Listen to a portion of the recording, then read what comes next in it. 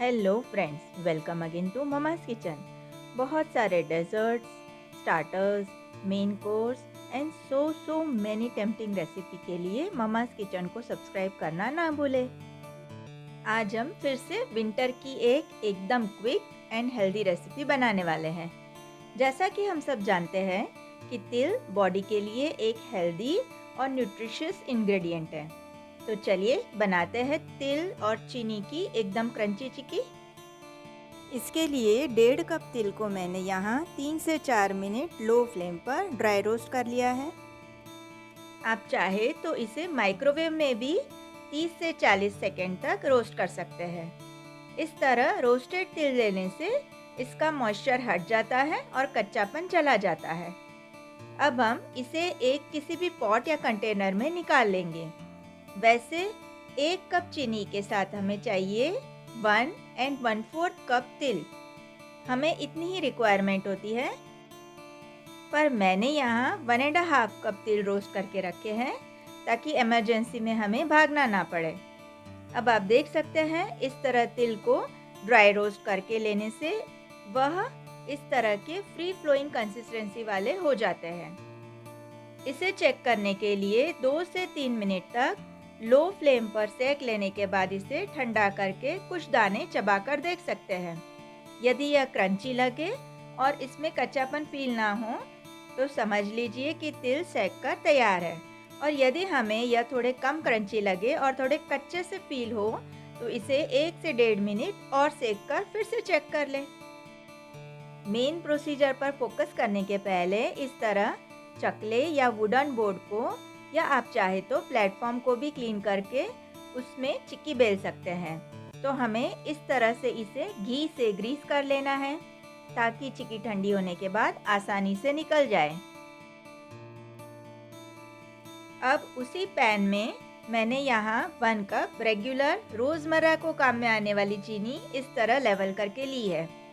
Measurement के लिए आप इस तरह के मेजरिंग कप ना लेकर कोई भी रेगुलर कटोरी या कप यूज़ कर सकते हैं, परंतु हमें वह कटोरी या कप एंड तक वही यूज़ करनी है। हमें इस बात का बिल्कुल ध्यान देना है कि ग्रीसिंग की प्रोसीजर हमें पहले से करके रखनी है ताकि हमें बाद में भागा भागी ना हो, क्योंकि चीनी पिघलने के बाद की प्रोसेस हमें बहुत ही रैपिड करनी पड़ती है, तो हमें ग्रीसिंग का वक्त नहीं मिल पाता।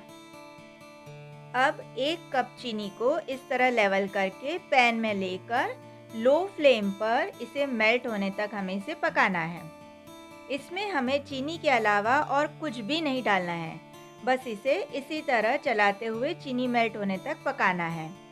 यदि आप चाहो तो शुरू के 1 से 1.5 मिनट फ्लेम को थोड़ा सा हाई कर सकते हो, पर जैसे ही शुगर मेल्ट होना शुरू हो इसे लो फ्लेम पर ही पकाएं, वरना शुगर बहुत जल्दी कैरेमलाइज हो जाती है और फिर इसमें कड़वापन आ जाता है।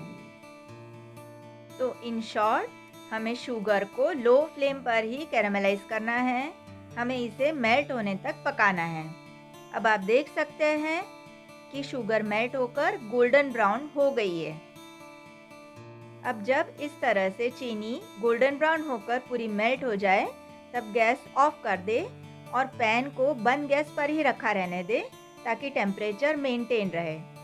अब इस मेल्टेड शुगर में हम 1 टेबलस्पून घी डालेंगे और साथ ही में डालेंगे 1 and 1/4 कप हमारे रोस्ट किए हुए तिल। अब हमें सारी चीज़ों को इस तरह फोल्डिंग मेथड से मिलाते हुए चलाना है ताकि सारे तिल इस तरह से शुगर से कोट हो जाए। घी डालने से चिक्की शाइनी, हेल्दी और क्रंची बनती है। तो आप देख सकते हैं हमें इस तरह की कंसिस्टेंसी वाला मिक्सचर चाहिए। यदि आपको मिक्सचर थोड़ा ज़्यादा लूज लगे तो आप इसमें जो हमने एक्स्ट्रा 1/4 कप तिल सेक के रखे हैं उसमें से 1 टेबलस्पून तिल एक्स्ट्रा ऐड कर दे और चला के देख लें। अब जब हमें मिक्सचर हमारी रिक्वायर्ड कंसिस्टेंसी वाला मिल जाए तब इसे इस तरह उलट पुलट कर पूरी तरह मिलाकर तुरंत ही ग्रीस किए हुए पाटे पर पलट लेना है। अब हाथों पर घी लगा ले और इसे इस तरह से प्रॉपर शेप देकर बेलन से बेल ले। बेलन यूज़ करने के पहले हमें बेलन को भी इस तरह से घी से कोट कर देना है ताकि चिक्की इसमें ना चिपके। शुरू में मिक्सचर थोड़ा सा गर्म होने की वजह से इसे हल्का प्रेशर देकर बेलना है। बाद में जैसे जैसे मिक्सचर ठंडा होता जाएगा वह कड़ा होता जाएगा, फिर हमें थोड़ा ज़्यादा प्रेशर देकर इसे पतला बेल लेना है। बेलने की प्रोसेस हमें एकदम रैपिड करनी है, तभी आप इसे पतला बेल पाओगे, वरना चिक्की तुरंत ही सॉलिडिफाई होकर सेट हो जाती है। जब चिक्की हल्की गर्म हो तभी हमें किसी तेज नाइफ या पिज़्ज़ा कटर से इसे मनचाहे शेप में काट लेना है। आप चाहे तो कटिंग करने से पहले जब चिक्की हल्की सी गर्म हो तो आप इस पर पिस्ता कतरन या सूखी गुलाब की पत्तियों से भी गार्निश कर सकते हैं। तो तैयार है एकदम क्रंची, रैपिड और बस कुछ ही इंग्रेडिएंट से बन जाने वाली चीनी और तिल की चिक्की। मैंने जो ये मेजरमेंट लिया है वह मीडियम साइज की 20 से 25 चिक्की के लिए है। पूरी तरह ठंडी हो जाने के बाद इसे आप किसी भी एयरटाइट कंटेनर में भरकर 20 से 25 दिनों तक आराम से यूज कर सकते हैं। If you like this video, don't forget to like, share and subscribe to my channel. Recipe try करके कमेंट देना ना भूले। मैं यहाँ आपको एक चिक्की तोड़कर दिखाती हूँ, तो है ना एकदम क्रंची। और हाँ, मेरे नए नोटिफिकेशन के लिए बेल आइकन प्रेस करना ना भूले। Thank you for watching. Till then, bye bye.